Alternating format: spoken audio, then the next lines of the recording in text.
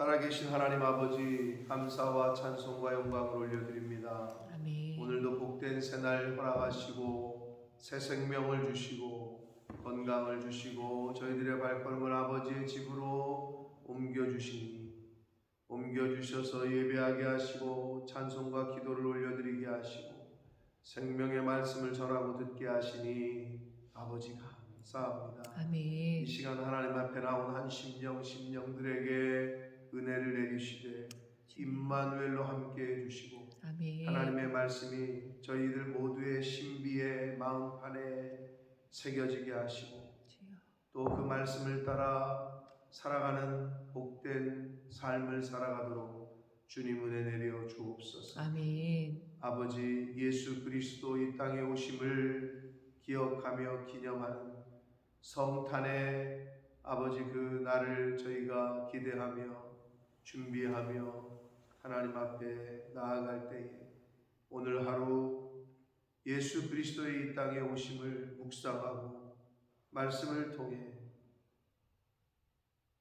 마음속에 그 예수 그리스도의 이 땅에 오심의 그 의미를 다시 한번 되새기며 그렇게 살아가고 준비하는 오늘 한 날이 되어지도록 주님 은혜 내려 주옵소서. 아멘. 성령 하나님, 이 시간 하나님의 말씀을 듣겠사오니 저희들의 마음과 또 눈과 귀와 입술과 저희들의 온 영을 육체를 주장하셔서 온전히 하나님의 말씀을 잘 듣고 잘 새길 수 있도록 받을 수 있도록 저희들을 주장하시고 이 시간을 주장하여 주옵소서. 아멘. 예수 그리스도 이름으로 축복하며 기도 올려온나이다. 아멘. 아멘. 하나님께서는 가브리엘 천사를 통해서 요셉과 마리아에게 그리고 엘리사벳은 오늘 나오는 엘리사벳은 누구냐? 세례 요한의 어머니고 아버지는 사가랴. 엘리사벳을 통해서 세례 요한의 잉태됨을 고지하셨고 그리고 마리아와 요셉에게 또 예수 그리스도의 그 잉태를 고지를 하셨습니다. 가브리엘 천사를 통해서. 그래서 오늘 본문에 있는 말씀은 그 마리아가 엘리사벳을 방문했을 때 엘리사벳과 대화를 나누는 장면, 그리고 그 이후에 마리아의 찬가라고 일컬어지는 마리아가 그 벅찬 감정을 하나님 앞에 찬양하는 그러한 그 찬양이 기록되어져 있는 말씀입니다. 자, 당시에 정혼한 여자가 그 결혼하기 전에 만약에 임신이 됐다. 그럼 사람들은 생각하기를 부정을 저질렀다. 이렇게 생각한단 말이에요. 그러니까 아직 날이 결혼 약속의 날짜가 안 됐는데 배가 불러오기 시작한다. 그거는 곧 죽는 것과 마찬가지라고. 돌에 맞아 죽었어요. 그 당시에는. 그런 부정을 저지르면. 그런데 마리아에게 찾아와서 가브리엘이 이렇게 얘기를 했을 때, 천사가 얘기를 했을 때 여러 가지 감정이 들을 수 있겠지만 그 마리아의 고백은 주의 계집종이오니 주의 말씀대로 이루어질 것이다 라고 믿음의 고백을 합니다. 우리가 뭐 당연히 그렇게 하지 않을까 생각하지만 실제로라면 충분히 여러 가지 생각이 들 수 있고 현실 속에서는 쉽지 않은 그러한 고백이고 선택이었을 텐데 그 마리아는 자신의 목숨을 거의 뭐 내어놓은 거고 어떻게 보면 하나님을 그만큼 의지하고 의탁한 거고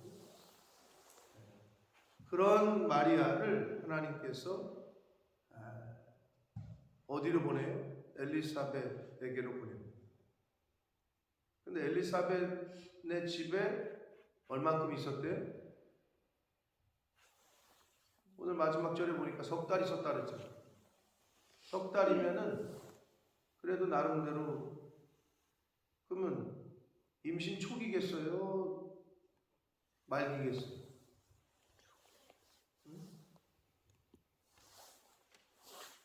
자, 마태복음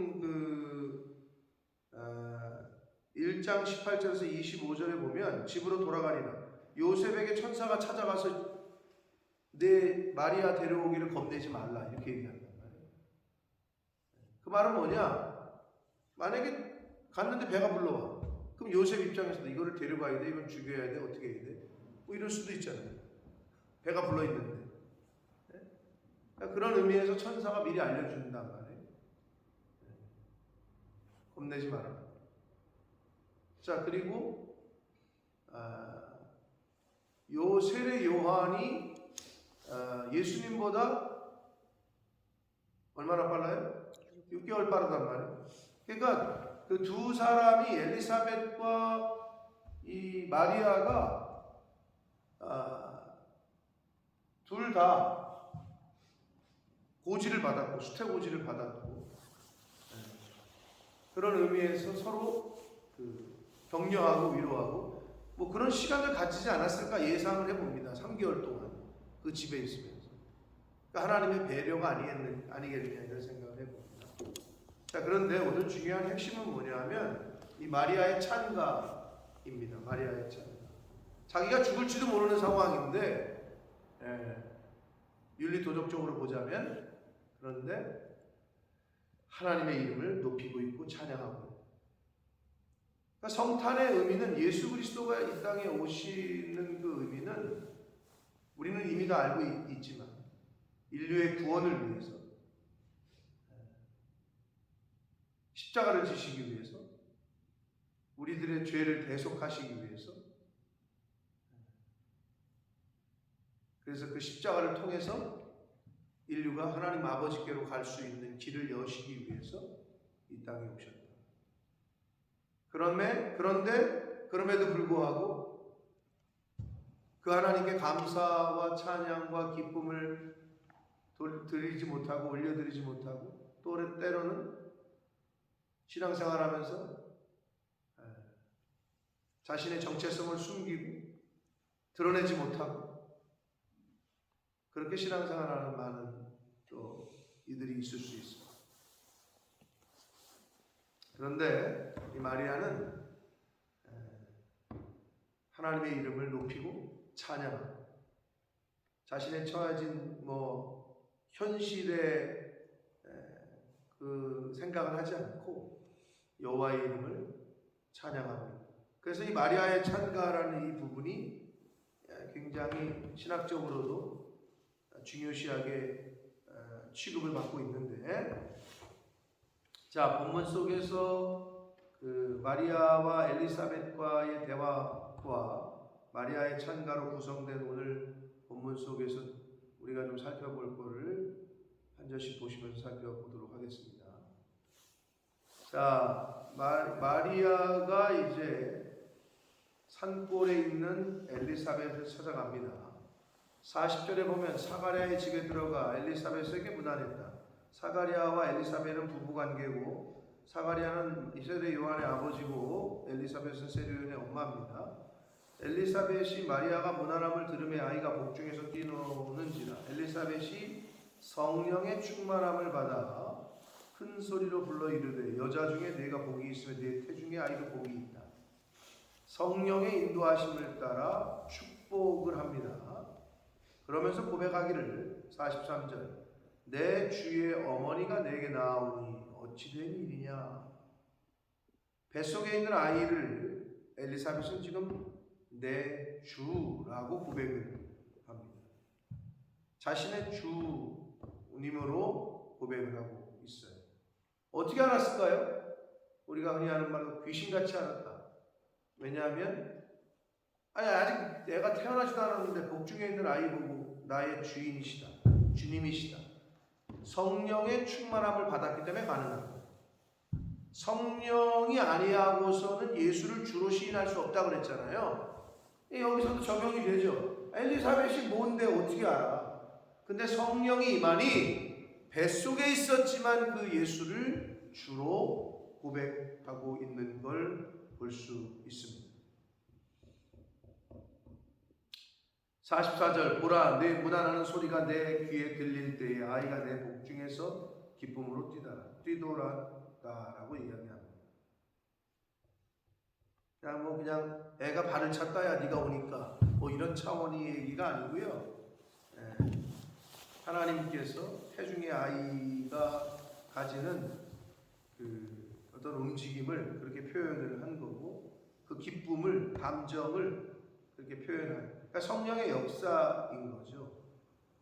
그냥 단순히 뭐 발로 찼다 내 배를 찼다 이런 게 아니라 성령께서 역사하셔서 영적인 그 아이지만 복중에 있는 예수님을 알아봤고 또 자신의 뱃속에 있는 세례 요한이 기쁨으로 움직였다라는 걸 표현하고 있는 거예요. 45절 주께서 하신 말씀이 반드시 이루어지리라고 믿은 그 여자에게 복이 있도다 라고 말합니다. 주께서 하신 말씀 주의 계집종이 오니 주의 말씀대로 이루어진다 라고 고백했잖아요. 마리아가 믿은 그 여자에게 복이 있다 라고 말씀합니다. 여러분 믿어야 복이 옵니다. 아멘. 믿음이 열쇠돼. 여기서도 아주 분명하게 성경은 주의 말씀이 반드시 이루어지리라고 믿은 그 여자에게 복이 있다 라고 마리아를 묘사를 하고 있습니다. 결국은 믿어야 됩니다. 믿음이 성경은 연구를 하고 공부를 하긴 하는데요. 궁극적으로는 믿음이라는 장벽에 가로막혀요. 그래서 세상 사람들이 성경은 과학이 아니라는 식으로 얘기를 하는 거예요. 왜? 아직까지는 인간의 머리와 능력, 인간의 능력으로는 해결하지 못하는 게 아직 성경에 많이 있거든요. 그러니까 성경은 증명하는 게 아니고 그냥 믿는 거다라고 얘기를 하니 이성으로 자꾸 들여다보고 이성이라는 잣대로 들여다보는 세상 사람들이 볼 때에는 과학적이지 않은 것처럼 보이는 거죠. 그러나 제가 늘 말씀드리지만 지혜와 능력의 차이인 것이지 아직 우리가 그것을 이해할 수 있는 지혜가 없고 능력이 없기 때문인 것이지 그냥 이게 종교의 영역이고 믿음의 영역이다 라고 말할 수는 없다는 겁니다. 어린아이가 아버지가 하는 일은 다 전지전능한 것처럼 보이는 때가 있죠. 어려서는 애 눈에 볼 때는 애의 머리로 봐서는 능력으로는 이해가 되지 않아. 아버지가 하는 일이. 그러니 전지전능한 것처럼 보이는 거고 이건 과학적인 게 아니라 그냥 종교적인 거다 라고 생각하는 거랑 똑같다는 거죠. 그 아이의 지식과 능력으로는 이해가 안 되는 것뿐인데 그렇게 접근을 한다는 거예요. 성경은 아직까지도 오늘날의 인간의 머리와 능력으로는 해결하지 못하는 부분 영원히 그럴 거예요. 지구가 예수님 이 땅에 다시 오시는 그날까지. 그렇기 때문에 성경은 우리에게 믿어라 라고 얘기하고 있습니다. 자, 46절부터 이제 56절까지는 그 유명한 마리아의 찬가입니다. 마리아가 하나님의 이름을 높이며 찬양하며 이르되 내 영혼이 주를 찬양하며 내 마음이 하나님 내 구주를 기뻐하였으니. 마리아에게 있어서의 지금의 두려움, 아니 내가 지금 뭐 남자를 가까이 하지도 않았는데 배가 불러오기 시작하고 이런 어떤 그 인간적인 두려움과 이런 거는 없는 상태인 거죠. 그러니까 하나님께 영광을 돌리고 찬양하고 기쁨이 충만한 상태인 걸 볼 수 있어요. 그러면서 고백하기를 그의 여종의 비천함을 돌보셨습니다. 보라 이제 후로는 만세에 나를 복이 있다 일컬을 것이다. 네. 정확히 알고 있는 것 같아요. 자신이 지금 어떤 쓰임을 받고 있는지를. 능하신 이가 큰 일을 내게 행하셨습니다. 성령으로 잉태하게 된 걸 말하는 거죠. 그 이름이 거룩하시며 긍휼하심이 두려워하는 자에게 대대에 이르는도다. 여기서 두려워하는 자는 하나님을 경외하는 자를 말합니다. 하나님을 경외하는 자에게 긍휼하심이 대대에 이른다. 그의 팔로 힘을 보이사 마음의 생각이 교만한 자들을 흩으셨다. 하나님을 경외하지 않는 자를 말합니다. 자, 그래서 하나님을 경외하는 자에게는 하나님이 긍휼을 베푸시지만 하나님을 경외하지 않는 자는 교만하게 되거든요. 하나님을 경외하는 사람은 교만할 수가 없어요. 겸손하지. 그래서 마음의 생각이 교만한 자들은 하나님을 경외하지 않는 자를 말합니다. 그들은 흩으신다. 그리고 권세 있는 자를 그 위에서 내리치셨다. 비천한 자를 높이셨다. 줄이는 자를 좋은 곳으로 배불리셨다. 부자는 빈손으로 보내셨다.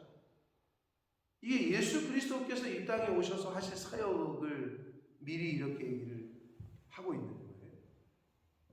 메시아가 이 땅에 오셔서, 예수님이 오셔서 공생의 기간 동안에 하실, 그리고 궁극적으로 이루실 일들을 이렇게 표현했습니다.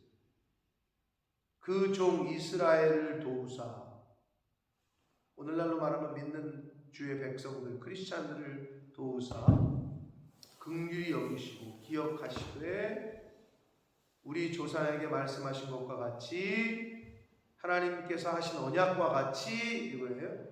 아브라함과 그 자손에게 영원히 하시리로다 하리라 라고 찬양을 합니다. 아브라함과의 언약, 하늘의 별과 같이 바다의 모래와 같이 내 후손이 편만해질 것이고 영원할 것이다 라고 하나님이 언약하시고 약속하셨어요. 자, 그리고 그 종 이스라엘, 하나님의 백성들을 도우사 긍휼히 여기시고 기억하셨다. 그러면 긍휼히 여기시고 기억하신 것의 구체적인 행위가 뭐냐? 예수 그리스도가 이 땅에 오신 거예요. 그게 뭐냐? 우리가 말라기서를 하고 있잖아요. 자, 말라기서가 끝나고 마태복음이 시작되잖아요. 성경에 보면 순서가. 근데 그 말라기서와 마태복음, 신약의 복음서가 있기까지 중간 사이가 있어요. 여러분 책은 한 장만 넘기시면 되지만 말라기라는 선지자가 마지막 선지자야. 그리고 예수 그리스도 그 앞에 얘기하잖아요. 6개월 먼저 온 세례 요한. 세례 요한이 나타나기 전까지 기간이 언제냐? 400년. 그거를 신구약 중간기라고 얘기하는 거고, 암흑시대야. 즉 하나님의 말씀이 더 이상 들리질 않아. 하나님이 선지자를 보내질 않았다. 그게 400년.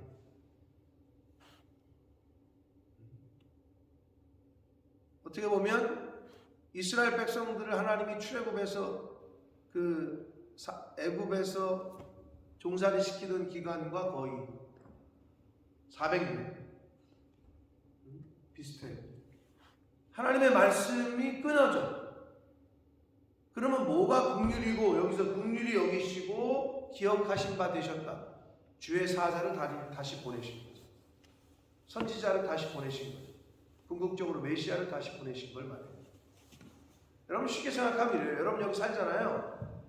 근데 교회가 없어. 그리고 하나님의 말씀을 전해줄 목사님이 안 계셔. 더 이상 여기 목사가 오질 않아. 그럼 여기가 어떻게 될 것 같아요, 본모스가? 우리끼리 잘 살죠. 이렇게 생각할 수 있죠. 그렇지 않아요. 피폐해지. 그러니까 상상을 좀 해보세요. 이렇게 목사도 떠나고 교회도 없어지고 우리끼리 모여가지고 예배드리죠. 그게 안 된다니까. 이 신구약 중간기 400년은 암흑과 같은 시대였어요. 하나님의 음성이 들리질 않고 하나님의 말씀이 없는 그 시대. 근데 그 암흑과 같은 시대에 이제 세상의 빛으로, 생명의 빛으로 예수 그리스도께서 오시게 됩니다. 그거를 지금 하나님이 우리를 긍휼히 여기시고 기억하시고 불쌍히 여기셨다라고 표현하고 있는 거예요. 사랑하는 성도 여러분, 예수 그리스도께서 이 땅에 오신 날을 기념하는 성탄절이 바로 내일입니다. 그 성탄의 의미, 그냥 1년에 한 번 오는 연중 행사로 해치우는 그런 날이 아니라 나를 위해서 하나님 아버지께서 하나님 아버지의 사랑과 긍휼을 보여주신 사랑의 완성이 바로 성육신 사건입니다. 육신의 몸을 입고 이 땅에 오신 하나님 아버지의 그 사랑, 그러니까 친히 오신 거지. 친히 이 세상에. 왜 그렇게 오실 수밖에 없었고, 왜 말구 위에 오실 수밖에 없었고, 왜 십자가를 지실 수밖에 없었고, 이 모든 것들은 여기 계신 분들은 거의 다 그 알고 계시라고 생각을 합니다. 그 출발이 되는 성탄을 기념하는 날입니다. 마리아가 목숨을 걸고 이렇게 하나님의 이름을 찬양하고 높이는 찬가를 올려드렸어요. 바라기는 내일 성탄절을 맞이하고 준비하며 여러분의 마음 중심을 하나님 앞에 잘 올려드리고 그 하나님께 감사와 찬양과 영광을 마음을 다해서 최선을 다해서 하나님 앞에 올려드리고 또 그 성탄의 의미를 늘 되새기며 감사하며 기뻐하는 그러한 한 날이 되시고 하나님은 저와 여러분이 몇 번의 성탄절을 더 맞이하게 될지는 모르나 성탄의 의미를 정말 가슴 깊게 되새기고 그리고 하나님께 찬양으로 영광을 돌리는 그 하나님의 긍휼과 사랑을 다시 한번 되새기는 복된 한 날이 되시기를 예수 그리스도 이름으로 축복합니다. 아멘. 살아계신 하나님 아버지 감사와 찬송과 영광을 올려드립니다. 아멘. 아버지 하나님 마리아의 찬가 마리아의 찬양을 주여. 오늘 말씀을 통해서 저희가 다시 한번 보았습니다. 아버지 하나님 과연 우리는 성탄절을 예수 그리스도의 이 땅에 오심을 어떻게 준비하고 어떤 마음으로 대하고 있는지 주여.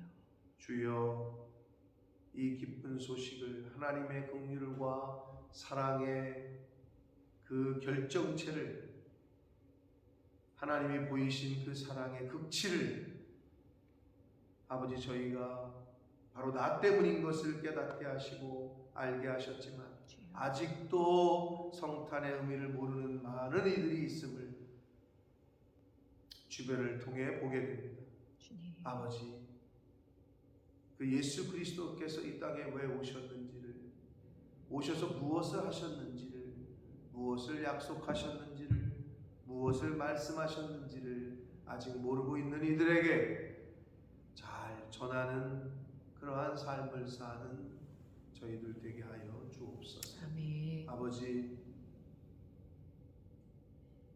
잘 마음으로 준비하고 온 마음을 다해 주여. 정성을 다해 하나님 앞에 예배할 수 있는 그렇게 준비하는 저희들 모두가 되도록 은혜 내려 주옵소서. 아멘. 예수 그리스도 이름으로 축복하며 기도 올려옵나이다. 아멘. 아멘.